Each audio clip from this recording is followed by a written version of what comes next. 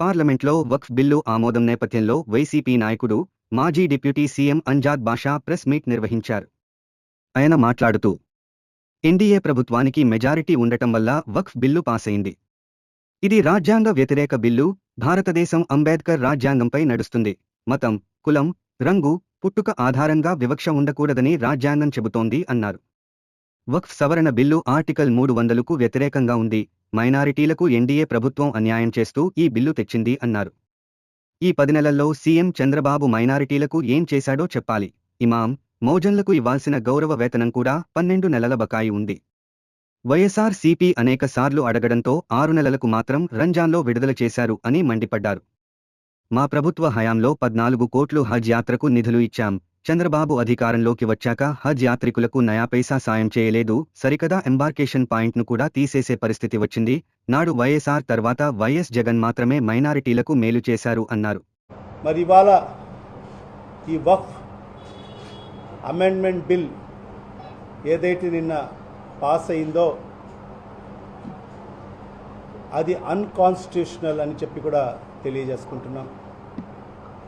రాజ్యాంగ వ్యతిరేక బిల్ అని చెప్పి కూడా తెలియపరుచుకుంటున్నాం ఈ రాష్ట్ర ప్రజలకందరికీ. రాష్ట్ర వ్యతిరేక బిల్, రాజ్యాంగ వ్యతిరేక బిల్ అని ఎందుకు చెప్తున్నానంటే, మన భారతదేశం బాబాసాహెబ్ అంబేద్కర్ గారు రచించిన రాజ్యాంగం పైన నడుస్తుంది.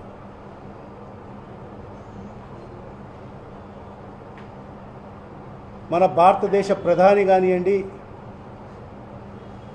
మరి చట్టసభల్లో ఉన్న ప్రతి ఒక్కరు కూడా మరి ఆ రాజ్యాంగం పైన ప్రమాణం చేసి మేము అందరికీ న్యాయం చేస్తాము, ఈ రాజ్యాంగాన్ని అనుసరించి ముందుకు వెళ్తామని చెప్పి ప్రమాణం చేసి ఈరోజు రాజకీయ పదవుల్లో మరి ప్రధానమంత్రి అయితేమి, మంత్రులు అయితేమి, కేంద్ర మంత్రులు అయితేమి, మరి పార్లమెంట్ సభ్యులు అయితేమి, అందరు కూడా బాబాసాహెబ్ గారు రచించిన రాజ్యాంగం పైన ప్రమాణం చేసి మరి వాళ్ళందరూ కూడా తమ తమ పదవులు అనుభవిస్తూ ఉన్నారు. మరి అలాంటి బాబాసాహెబ్ అంబేద్కర్ గారు రచించిన రాజ్యాంగంలో ప్రతి ఒక్కరికి కూడా సమాన హక్కులు కల్పించడం జరిగింది.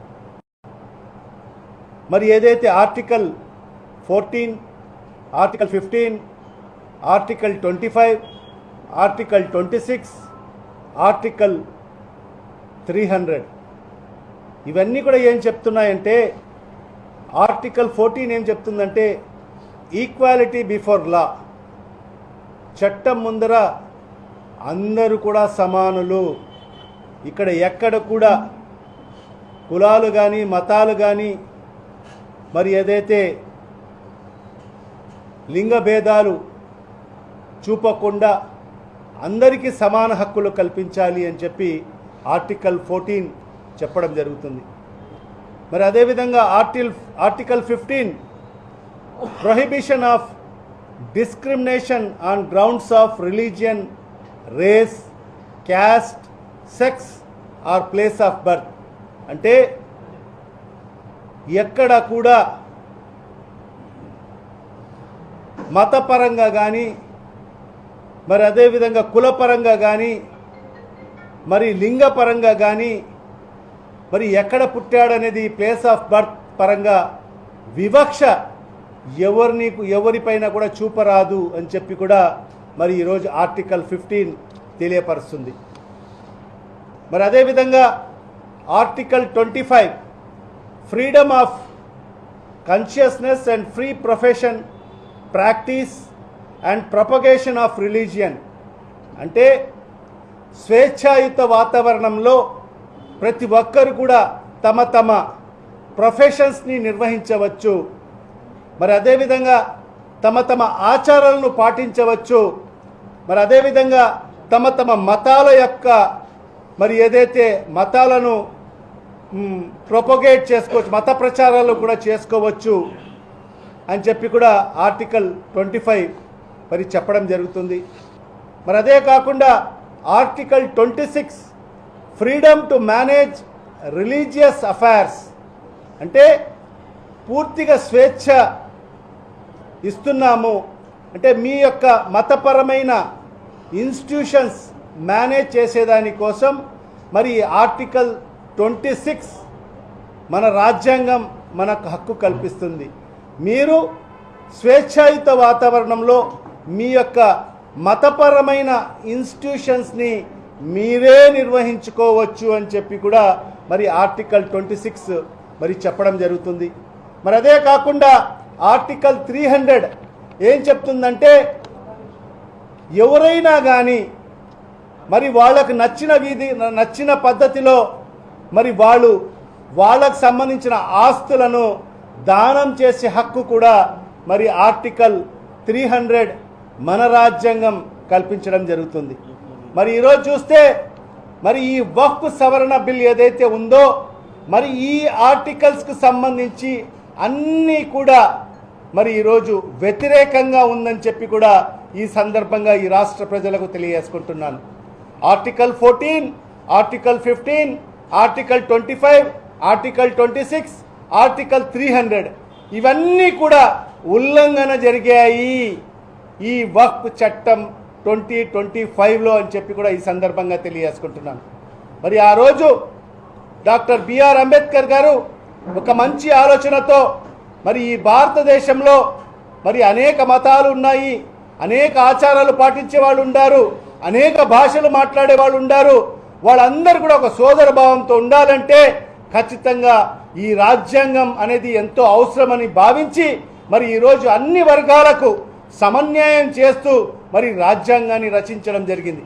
మరి ఈరోజు చూస్తే ఈ ఎన్డీఏ ప్రభుత్వం మరి ఏదైతే భారతీయ జనతా పార్టీ ప్రభుత్వం మరి డాక్టర్ బిఆర్ అంబేద్కర్ గారు రచించిన రాజ్యాంగాన్ని తూట్లు పొడుస్తూ మరి ఈరోజు మైనార్టీలకు, ఈ దేశంలో ఉండే మైనార్టీ సోదరులకు అందరికి కూడా అన్యాయం చేస్తూ మరి ఈరోజు ఈ బిల్లును ప్రవేశపెట్టడం జరిగింది. మరి ఆ బిల్లును కూడా పాసు చేయించుకోవడం జరిగిందని చెప్పి కూడా ఈ సందర్భంగా తెలియజేసుకుంటున్నాను. నిజంగా నువ్వు ఈ 10 నెలల కాలంలో మైనార్టీలకు ఏం చేశావు? ఒక్కసారి ఈ రాష్ట్ర ప్రజలకు సమాధానం చెప్పు.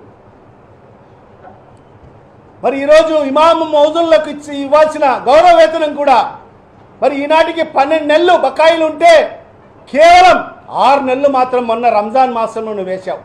అది కూడా అనేక సందర్భాల్లో వైఎస్ఆర్ కాంగ్రెస్ పార్టీ నాయకులు మేమందరం కూడా అనేక సందర్భాల్లో ప్రెస్ మీట్లు పెట్టడం వల్ల నువ్వు మొన్న రంజాన్ మాసంలో 6 నెలలకు మాత్రమే రిలీజ్ చేయడం జరిగింది. మరి ఈరోజు నువ్వు ఎన్నికల ముందు ఇచ్చిన హామీలు ఏమయ్యాయి? మైనార్టీలకు 50 ఏళ్ళు దాటిన మైనార్టీలకు అందరికీ నువ్వు పెన్షన్లు ఇస్తానని చెప్పావు, ఇచ్చావా ఈ 10 నెలల కాలంలో? మరి అదే కాకుండా మైనార్టీలకు అందరికి కూడా మరి 5 లక్షల వరకు ఉచిత రుణాలు ఇస్తానని చెప్పావు, ఎవరికన్నా ఒక్కరికన్నా ఇచ్చావా? మరి దుల్హన్ పథకం కింద ₹1,00,000 ఇస్తామని చెప్పావు. ఏ ఒక్కరికైనా, ఏ ఒక్క ఆడపిల్లకైనా ఈ 10 నెలల కాలంలో నువ్వు ఒక్కరికైనా మరి దుల్హన్ పథకం కింద ₹1,00,000 ఇచ్చావా? పవిత్ర హజ్ యాత్రకు వెళ్ళే యాత్రికులకు కూడా ₹1,00,000 ఇస్తామని చెప్పావు. 2024లో హజ్ యాత్ర జరిగింది. మరి మా ప్రభుత్వం ఉన్నప్పుడు మేము ఓటాన్ అకౌంట్ బడ్జెట్లో ₹14 కోట్ల మరి హజ్ యాత్రికుల కోసం కేటాయింపులు చేయడం జరిగింది.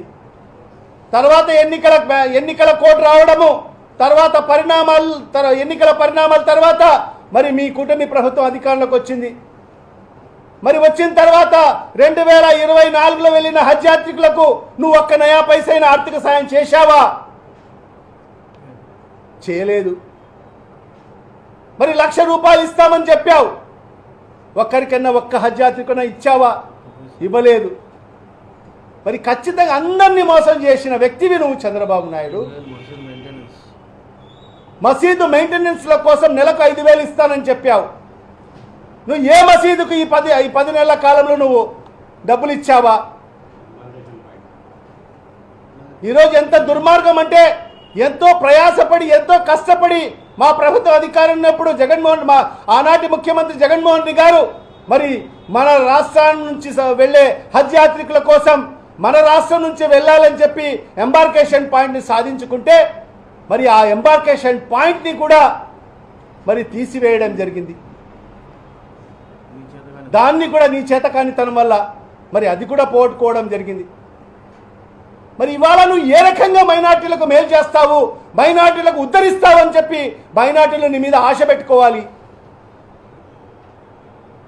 మరి ఇవాళ ఒకటే, చంద్రబాబు నాయుడు అనే వ్యక్తి చరిత్రలో చరిత్రహీనుడిగా మిగిలిపోతాడని చెప్పి కూడా ఈ సందర్భంగా తెలియజేసుకుంటున్నాను. నిజంగా మైనార్టీలకు మేలు చేసిన వ్యక్తులు ఎవరంటే గతంలో ఆ మహానేత దివంగత ముఖ్యమంత్రి డాక్టర్ వైఎస్ రాజశేఖర రెడ్డి గారు.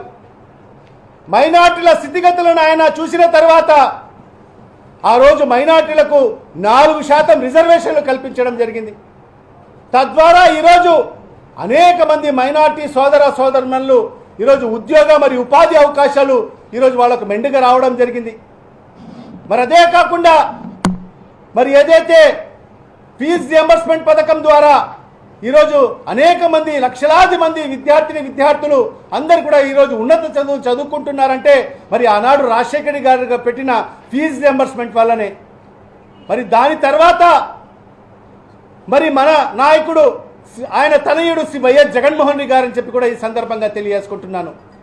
తండ్రి అడుగుజాడలో నడుస్తూ తండ్రి గారు 4% రిజర్వేషన్లు కల్పిస్తే మరి ఫీజు రియంబర్స్మెంట్ పథకం పెడితే మరి ఉద్యోగ మరియు ఉపాధి అవకాశాలు కల్పిస్తే మరి ఆయన తనయుడు శ్రీ వైఎస్ జగన్మోహన్ రెడ్డి గారు మైనార్టీలు రాజకీయంగా కూడా ముందుకు రావాలి అని చెప్పి ఈరోజు చెయ్యి పట్టుకొని మైనార్టీలకు ముందుకు నడిపించిన వ్యక్తి శ్రీ వైఎస్ జగన్మోహన్ రెడ్డి గారు. ఆయన ముఖ్యమంత్రిగా ఉన్న సందర్భంలో ఎప్పుడు ఎవరు చేయనటువంటి మేలుని మైనార్టీలకు చేయడం జరిగింది జగన్మోహన్ రెడ్డి గారు.